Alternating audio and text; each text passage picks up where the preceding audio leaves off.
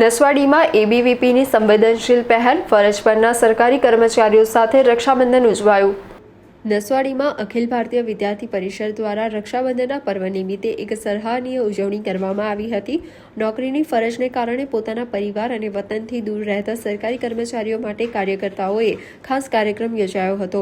એબીવીપીના કાર્યકર્તાઓએ Naswadi police station, મામલતદાર કચેરી અને પ્રાથમિક આરોગ્ય કેન્દ્ર સહિતની કચેરીઓની મુલાકાત લીધી હતી। ત્યાં ફરજ પર તૈનાત કર્મચારીઓને રાખડી બાંધીને રક્ષાબંધનની શુભેચ્છાઓ પાઠવી હતી। સમાજમાં સુરક્ષા અને એકતાનો સંદેશ આપતી આ લાગણી સહભર પહેલને તમામ સરકારી કર્મચારીઓએ ખૂબ જ ભાવપૂર્વક બિરદાવી હતી।